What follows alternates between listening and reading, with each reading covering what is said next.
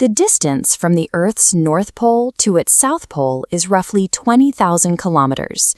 If you draw a line from Beijing in the north of China down to Guangzhou in the south, you cover nearly 2,500 kilometers. You are traveling across 12% of the entire planet's vertical axis in a single trip. Usually, covering that kind of ground is a logistical endurance test. It means days of driving, or navigating the chaotic, multi-step friction of modern air travel, arriving hours early, clearing security, and waiting at the gate, turning a 3-hour flight into a 7- or 8-hour ordeal. But there is a way to cross this continental expanse without the usual exhaustion, treating a massive geographic journey with the same friction-free ease as taking a morning subway to work. The journey begins right here, at the fortress-like Beijing West Railway Station. Today, we are boarding the CR Fuxing 400, the vehicle specifically tasked with running the world's longest high-speed rail route. The engineering on display here accomplishes something highly specific. It takes a distance that used to dictate how and where humans could travel and compresses it so tightly that the vast space between two climates nearly disappears. At exactly 8 a.m., not a second later, the train departs. Inside the business class cabin, a ticket costs roughly $560. For that price, the environment mimics a luxury airline, complete with fully flat beds, privacy shells, and a dedicated cabin attendant bringing morning coffee and breakfast. 10 minutes into the journey, the train is cruising at nearly 360 kilometers per hour, yet a bowl of tomato and egg soup sits on a folding tray table perfectly still. The surface of the broth doesn't even ripple. Achieving this requires aggressive aerodynamic engineering. Notice the distinct, elongated beak of the train's nose. It's designed to slice through air resistance, eliminating the high-speed drag and vibrations that would normally shake a vehicle moving at this velocity. Below the cabin, the chassis itself is built from highly specialized, ultra-lightweight materials. This allows the massive multi-car train to rapidly accelerate out of a station while maintaining a fluid ride for everyone sitting inside. The real test of this stability happens out on the tracks. When two of these bullet trains pass each other in opposite directions, the combined closing speed is over 700 kilometers per hour.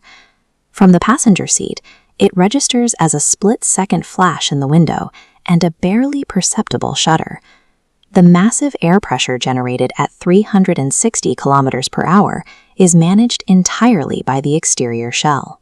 The engineering isolates the cabin from these external forces, maintaining the illusion of perfect stillness for the passenger sitting inside. That calm interior sits in stark contrast to the geography outside. As the route pushes south past the city of Wuhan, the flat plains give way to dense mountainous terrain. High-speed rail technology cannot handle steep inclines or sharp curves.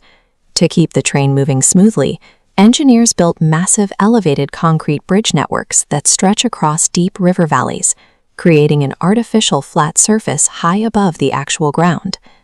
And when a mountain stands in the way, the route doesn't snake around it. The train leaves the bridge and plunges straight into the rock. This chart shows the topographical reality of this specific route. In just a few hours, the train crosses more than 300 bridges and threads through roughly 700 individual mountain tunnels. By relentlessly boring through rock and bridging every gap, the infrastructure guarantees the track remains laser straight, allowing the train to hold its 350 km/h cruising speed without ever touching the brakes. Because the speed is sustained, you can literally watch the climate shift from your seat. A passenger boards in the freezing, snowy winter of Beijing, and hours later looks out the window to see the heavy, humid tropical rainfall of the southern provinces. The vehicle doesn't adapt to the terrain.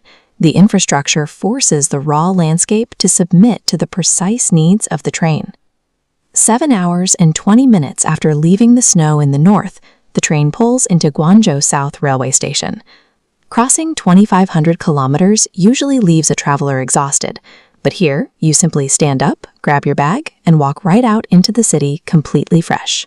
This specific route is an engineering marvel, but it is a single line operating within a much larger machine.